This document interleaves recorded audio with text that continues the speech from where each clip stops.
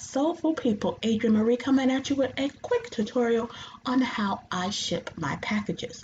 I ship through PirateShip.com. It is a free website. You sign up for an account and then you can ship through them. So I am here to walk you through the whole process from sign up to inputting a package to printing the labels, everything. So let us get started. Let me just minimize myself here. So this is the website, PirateShip.com. I think I may like it because it's pirate themed. Like, I love it. But so this is what you see when you first come to the website. Usually I would log in because I do have an account, but we're going to create a free account. So this is where you go, 100% free, no fees or hidden costs, USPS approved postage. So we're going to enter an email. My business email is already taken, so I'll just use one of my personals, gmail.com. Create a password. Thank you, Google, for automatic password. Okay, so that is the password. My physical address. You have to fill all this out. I'm not going to put my real address. Just gotta make something up. West Adams Street, and that can be in Los Angeles, California, 90056.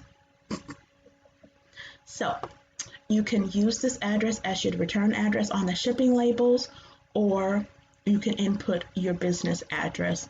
A quick note on this: I do have a business address aside from my personal address. I did that just because I didn't want my personal address out there.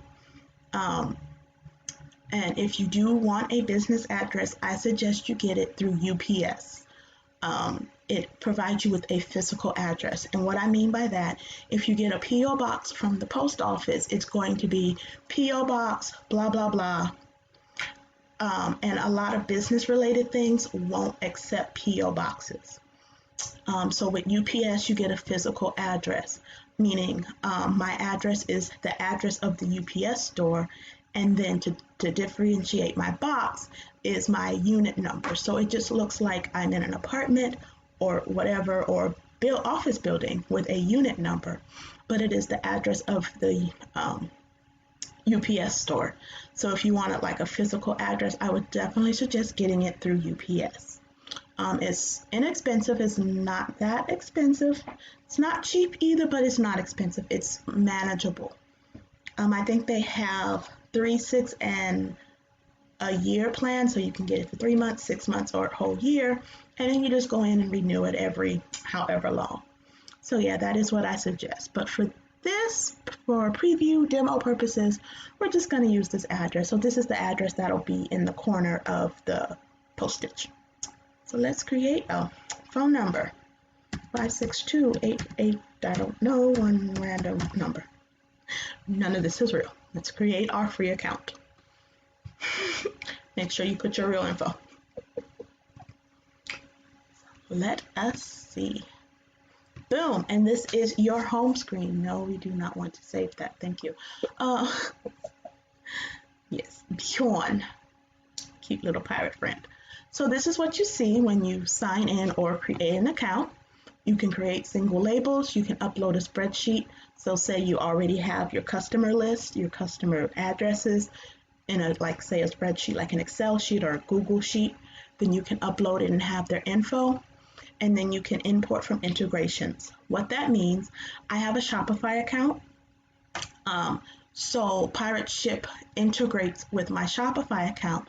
So when someone places an order on my Shopify store, I can come here and my orders will be here ready for me to weigh them out and print my shipping labels without me having to input info. So it basically integrates from my Shopify account. So they have a quick little video here, help you get started. You can get rates. You can get like quick rates. So like just to see how much it's going to cost you to ship to different parts of the world. So ship your first package, connect your e-commerce store. You can edit your tracking email. You can put in a different email. Say you have a business email that you would rather go through than your personal email. So all that. So we're going to create a single label because that is usually what you're going to do. You can input the email. It is not necessary.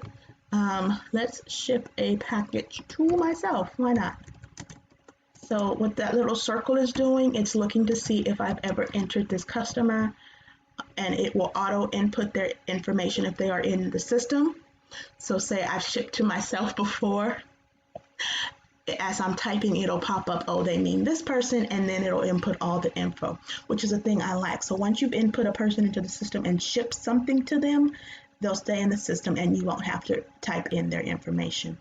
So we're going to put in a random address. Also, same with the address, it will populate addresses, which I think is really cool.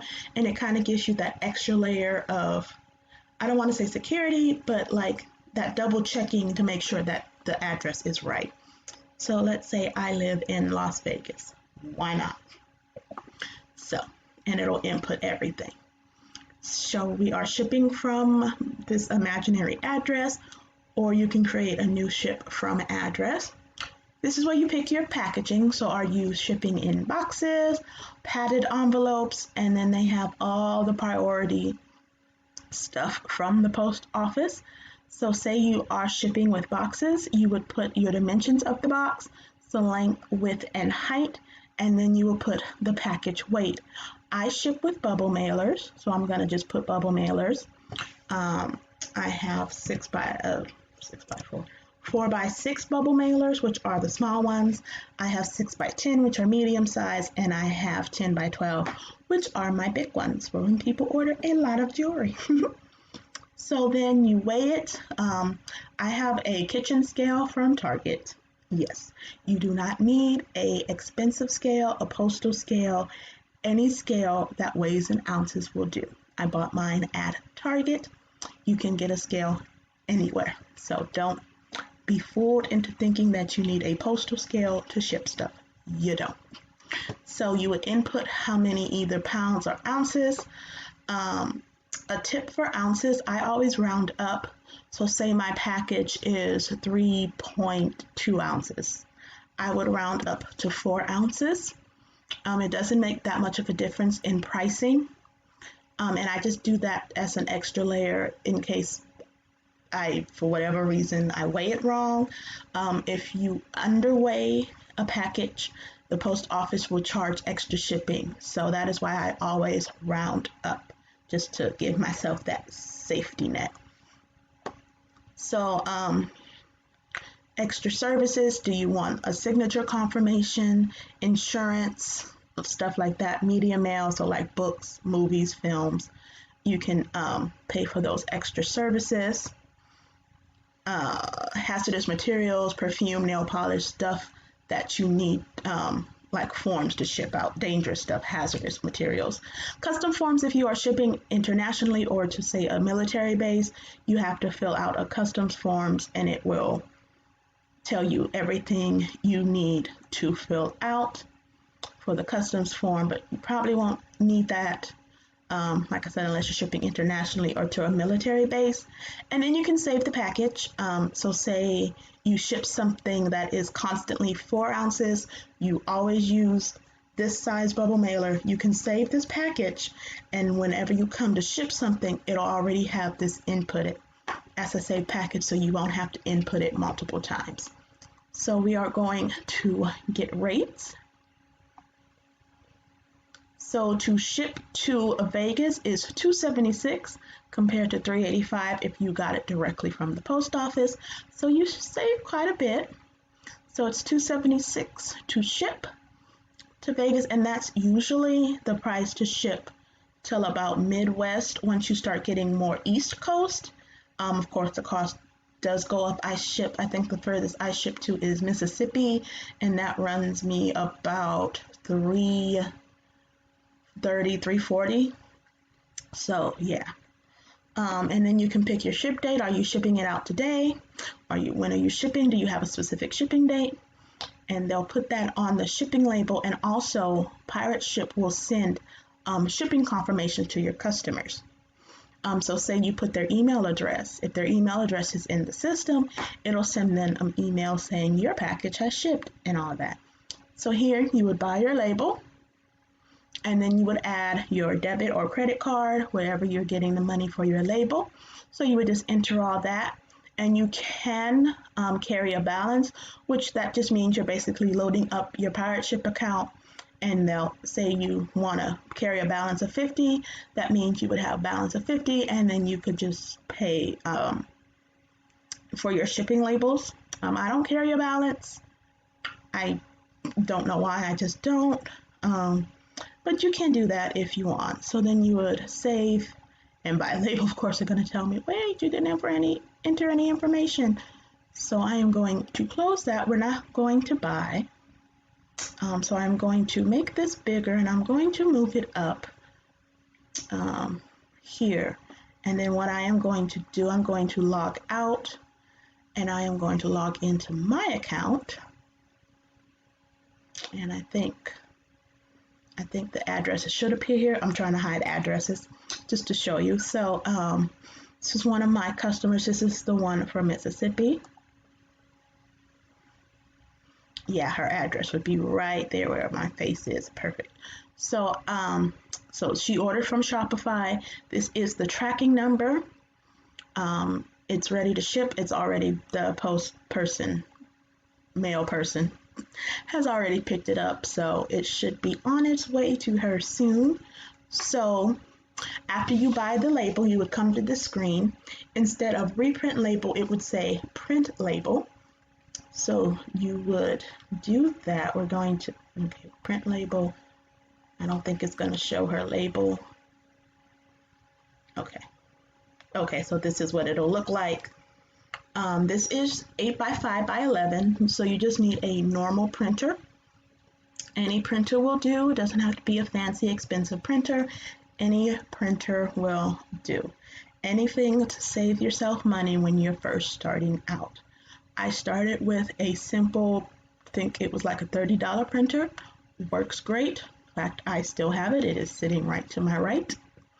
But I have moved on to a thermal printer, which is those printers that just print on rolls. You don't need ink or anything, so it's thermal. If you do have a thermal label printer, this is what you would select, 4x6 shipping label. You don't need a thermal printer.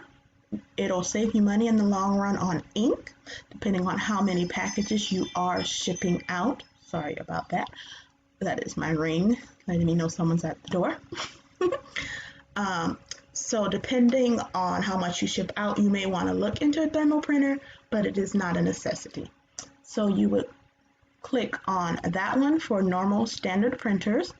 You would come here and you would print. It'll print your label. You can download the label, just in case for whatever reason you can't print directly from this screen. You can download it. It'll open up as a PDF file, and then you just print from there. So you print it, you cut it out, and then you stick it to your package. So, okay, let's move my face back up here. And I think that'll hide the label, so we're going to close that. Yeah. So, and that is basically much it. You can come here to the main. Okay, I can go back to being small again and back to the corner. You can schedule a pickup for your packages. So it'll take you to the post office website, and then you can schedule a pickup. I just leave mine out on the porch for my normal mail carrier, and they will normally just take them off and scan them in for me. You can do an end of day, so print the entire day's label and a single barcode to let carrier scan all packages at once. So that means instead of, if you're shipping a lot of packages, what that means is they usually have to check each package in. With an end of day, if you have like say 20 packages to ship out, yay. You could do that end of day and it'll just be one barcode, but it'll scan all 20 packages. So your poor mail person is in there scanning each package. So that is pretty much how PirateShip works.